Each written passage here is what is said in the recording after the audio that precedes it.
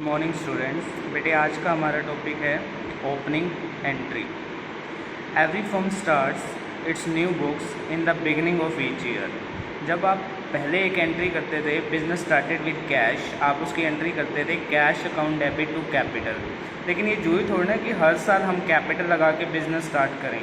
अब जो इस साल का एंड होगा वो नेक्स्ट ईयर का क्या बन जाएगा, बिगिनिंग। तो लास्ट ईयर के जो क्लोजिंग के बैलेंसेज होते हैं उन्हें नेक्स्ट ईयर ट्रांसफ़र जब करते हैं उसके लिए बेटे ओपनिंग एंट्री की जाती है। Since the closing balances of last year have to be carry forward to the next year, the first entry in each years journal will to be record the previous year closing balances of all the assets and liabilities. Last year के जो balance close किए होते हैं assets और liability के, वो next year के क्या बन जाते हैं बेटे, opening balance. As it is the first entry it is called opening entry. क्योंकि ये फर्स्ट एंट्री होती है, सबसे पहले एंट्री बैलेंसेस की जाएगी, इसलिए आप इसे ओपनिंग एंट्री नाम देते हैं। In this entry the accounts of all assets, जितनी भी एसेट्स आप डेबिट करेंगे, because assets always show debit balance, and the accounts of liability and capital R credited because they always show credit balance. If the balance of the capital account is not given in the question, it will be found out by deducting the total of liability from the total of the assets. आपकी assets में से liability को minus करके आप capital को find out कर सकते हैं। On the contrary, if the total of liability exceeds and the total of assets, the difference will be treated as the goodwill. अगर उल्टा हो, liability साइड ज़्यादा हो, asset साइड कम हो, तो आप उसके लिए goodwill वर्ड यूज करेंगे।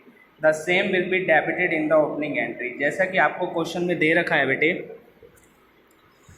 For example the following balances appeared in the books of Gopal on 1 April 2018। Assets इतनी पड़ी थी, लायबिलिटीज इतनी पड़ी थी, ओपनिंग एंट्री करके दिखानी है। तो जितनी भी एसेट्स हैं सारी डेबिट करेंगे, जैसे cash debit, bank balance debit, stock debit, debtor, अलग अलग नेम दे रखे हैं बेटे, इन तीनों का टोटल ही 47 है। तो डेटर तीनों डेबिट होंगे, अशोक डेबिट, पवन डेबिट और विवेक डेबिट, और मशीनरी डेबिट।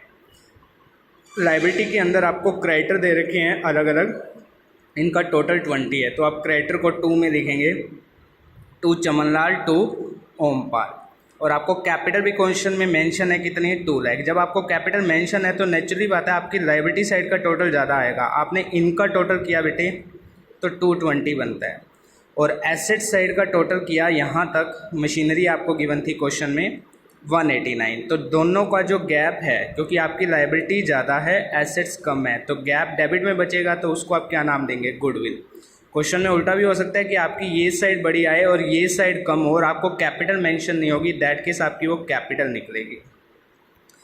इसके बाद मेरा नेक्स्ट जो टॉपिक है वो है बैड डेब्ट्स, जो मैं आपको लास्ट क्लास में समझा चुका हूँ। कह रहे Ravi who owed us 10,000 is declared insolvent, वो इनसॉल्वेंट हो गया, and 30 paisa in a rupee received from his estate, उससे सिर्फ 30 पैसा मिला। तो जितना मिला वो डेबिट, और जो नहीं मिला वो किस नाम से, बैड डेब्ट्स के नाम से डेबिट हो जाएगा, और जितने रवि से लेने थे वो क्रेडिट। तो आप नेक्स्ट क्वेश्चन ट्राई करेंगे बेटे। 14 इलस्ट्रेशन के अंदर वही ओपनिंग एंट्री हमें दे रखी है, ओपनिंग एंट्री आप करेंगे। देखो बेटे यहाँ पे कैपिटल नहीं दे रखी, तो आप इन एसेट्स को डेबिट करेंगे, लायबिलिटी को क्रेडिट करेंगे। तो एसेट्स का बैलेंस ज़्यादा है, लायबिलिटी का कम है, तो आपका जो बैलेंसिंग फिगर है, जैसे कि मैं आपको दिखाई देता हूँ, कैपिटल निकल रहा है। और दूसरी बात, जब आप ये क्वेश्चन स्टार्ट करेंगे तो इन बैलेंसेज को भी साथ लेके चलना है। जैसे मान लो अब ये एंट्री है, सोल्ड गुड्स टू एक्स 9,000, और नेक्स्ट एंट्री में कह रहा है कि एक्स से इतने मिले हैं, फुल सेटलमेंट कर दी। तो एक्स को बेचा तो हमने 9 का, फुल सेटलमेंट ज़्यादा देके कैसे कर दी, तो हमने पीछे के बैलेंसेज भी चेक करने हैं। अब ये हमारे डेटर थे, यानी हमने इन्हें सेल की हुई है, तो एक्स से 6,000 तो पहले देने थे लास्ट ईयर के, और 9,000 की सेल इस ईयर की है, तो टोटल कितना बन गया, 15। तो हमें एक्स से कितने पैसे लेने थे, 15, इतने लेके एक्स की फुल सेटलमेंट कर दी। तो ऐसे ये क्वेश्चन आप सॉर्ट आउट कर सकते हैं, इनके बैलेंसेस पीछे भी माइंड में रखते हुए। अब देखते हैं आगे का टॉपिक। आगे हमारी कुछ स्पेशल एंट्रीज़ हैं बेटे, हम उन्हें देख रहे हैं। जैसे पहली एंट्री है, कहते हैं जो अभी हमने बैड डेब्ट्स की एंट्री देखी, अगर वो बैड डेब्ट्स रिकवर्ड हो जाते हैं, चाहे इतना लिखा हुआ है बैड डेब्ट्स रिकवर्ड, चाहे ये लिखा हुआ है bad debts recovered from Ram, तो आपके इसमें 2 ही अकाउंट बनेंगे बेटे, एक तो कैश और एक बैड डेब्ट्स रिकवर्ड। तो कैश पे आप रियल का रूल लगाएंगे, और बैड डेब्ट्स रिकवर्ड, डूबे हुए पैसे मिले हैं बेटे, तो इनकम है तो नॉमिनल का रूल लगाएंगे। तो रियल कहता है कैश कम सीन हो रहा है तो कैश डेबिट, नॉमिनल कहता है एक्सपेंस है तो डेबिट, इनकम है तो क्रेडिट, तो इनकम है बेटे क्रेडिट। नेम का यहाँ पे कोई इम्पैक्ट नहीं पड़ेगा क्योंकि जिससे आपने पैसे लेने थे आप उसे पहले ही ख़त्म कर चुके हैं अपनी बुक में से। अब डूबे हुए पैसे वो दे के जा रहा है तो जस्ट हमारी इनकम है, हमें उसके नाम से कोई लेना देना नहीं है। तो आप ये एंट्री करेंगे cash account debit to bad debts recovered. Next entry है बेटे आउटस्टैंडिंग एक्सपेंस, जैसे कि सैलरी ड्यू टू क्लर्क, हमें इतनी सैलरी क्लर्क को देनी थी, 1000 रुपीज़ की सैलरी क्लर्क को देनी थी।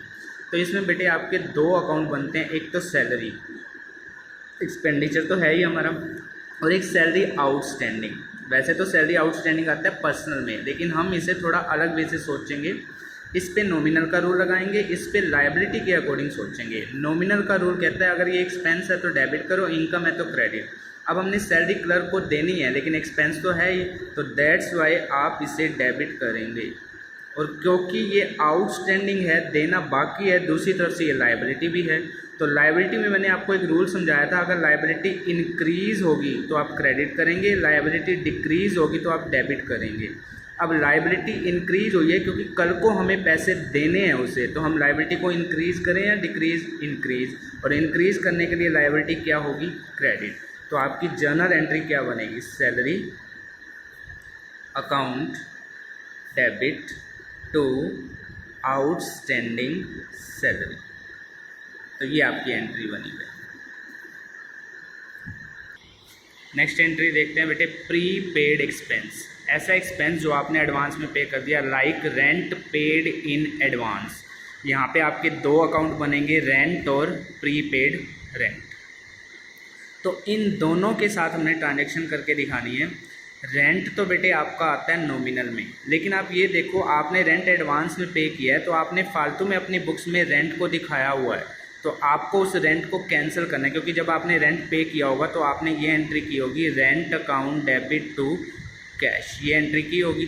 लेकिन आपने यहाँ पे जो रेंट दिखाया क्या वो सारा इसी साल का है, नहीं, इसमें से कुछ रेंट तो नेक्स्ट ईयर का है, क्योंकि आपने एडवांस में पे कर दिया तो उस रेंट को मुझे क्या करना पड़ेगा, कैंसिल। तो दैट्स वाई मैंने लिखा रेंट आता तो नॉमिनल में है लेकिन आप रेंट को कैंसिल कर रहे हो, इसलिए अब आप रेंट को क्रेडिट करेंगे क्योंकि आपने एडवांस में पे किया नेक्स्ट ईयर का, तो आपका ये इस साल का एक्सपेंडिचर नहीं था, आप इसे कैंसिल कर रहे हैं। और दूसरी तरफ है प्रीपेड, इस पे वो पहले वाला रूल लगेगा। प्रीपेड आपकी एसेट्स है, एसेट्स इंक्रीज होती है तो डेबिट और एसेट डिक्रीज होती है तो क्रेडिट। आपकी प्रीपेड, आपने एडवांस में पैसे दे दिए, बेनिफिट अभी उठाना बाकी है तो एसेट्स इंक्रीज हो रही है, आप इसे डेबिट करेंगे। तो आपकी प्रीपेड रेंट की एंट्री क्या बनेगी बेटे, तो प्रीपेड रेंट की एंट्री होती है बेटे prepaid rent account debit to rent account. आपने रेंट को एक तरह से कैंसिल किया है क्योंकि आपने एडवांस में पे किया था। फोर्थ है हमारा डेप्रीसिएशन ऑन फिक्स्ड एसेट्स। जितनी भी आपकी एसेट्स हैं आप उनके ऊपर क्या लगाते हो, डेप्रीसिएशन। और जो इनटेंजिबल होती हैं उन पे अमोर्टाइजेशन वर्ड यूज होता है। तो डेप्रीसिएशन एक तरह का आपके लिए है नॉमिनल अकाउंट लॉस, तो आप इसे क्या करेंगे, डेबिट, क्योंकि डेप्रीसिएशन लगाने से आपकी एसेट्स की वैल्यू कम होती है। और एसेट्स आती है वैसे तो रियल में, लेकिन यहाँ पे ना तो हम एसेट खरीद रहे ना हम बेच रहे, बट एसेट्स की वैल्यू कम हो रही है। तो एसेट्स अगर बढ़ेगी तो डेबिट अभी आपने देखा, और एसेट्स अगर कम होगी तो क्रेडिट। तो आपकी एंट्री क्या बननी चाहिए, depreciation account debit to assets. दोबारा बता रहा हूँ बेटे, डेप्रीसिएशन आपके लिए लॉस है डेबिट, लेकिन एसेट्स की वैल्यू बढ़ नहीं रही, कम हो रही है, तो एसेट्स को डेबिट करने के बजाय आप क्रेडिट करेंगे। Fifth entry interest on capital. अब कैपिटल किसने लगाई बेटे, कैपिटल लगाई तो प्रोप्राइटर ने है। अब एक फर्म हो गई और एक उसका ओनर हो गया, ये दोनों अकाउंटिंग पॉइंट ऑफ व्यू से अलग अलग हैं। तो ओनर ने इसमें कैपिटल लगाई, यानी एक तरह से ओनर ने पैसा उधार दिया फर्म को, और फर्म उसके बदले उसे क्या दे रही है बेटे, इंटरेस्ट। तो हम एंट्री फर्म के लिए कर रहे हैं, तो इंटरेस्ट देना फर्म के लिए क्या है, एक्सपेंस है, तो फर्म तो इसे डेबिट करेगी, यानी interest on capital account debit. Firm इसे क्या करेगी, डेबिट।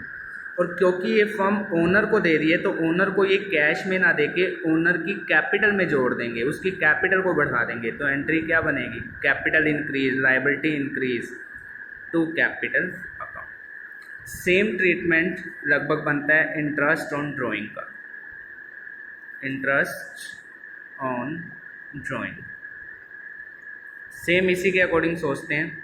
अब ड्राइंग किसने की? फर्म और ओनर, दो चीज़ें हमने काउंट की थी। पैसे निकाले हैं किसने? ओनर ने, जिसको तुम नाम देते हो ड्राइंग पर्सनल पर्पज़ के लिए। अब इंटरेस्ट ओनर देगा फर्म को, तो हम एंट्री फर्म के लिए कर रहे हैं, तो अब इंटरेस्ट मिल रहा है फर्म को, तो फर्म के लिए तो हुई इनकम, तो इंटरेस्ट ऑन ड्राइंग तो होगा बेटे क्रेडिट, क्योंकि इनकम क्रेडिट होती है। अब बात आई, अब ओनर कहेगा मेरी कैपिटल में से काट लो, तो कुछ बुक में तो आप कैपिटल को डेबिट करते हुए पाएंगे और कुछ बुक में वो कहते हैं कैपिटल की बजाय आप इसे ड्राइंग में जोड़ दो। तो आपकी जो बुक है, आपकी बुक में इसने इसे ड्राइंग में जोड़ा हुआ है, तो एंट्री बनेगी drawing account debit to interest on drawing. तो मैंने अभी आपको ये 6 एंट्री सिखाई हैं, ओपनिंग एंट्री सिखाई है, बैड डेब्ट्स की एंट्री सिखाई है, तो आप इन टॉपिक्स को कवर आउट करेंगे।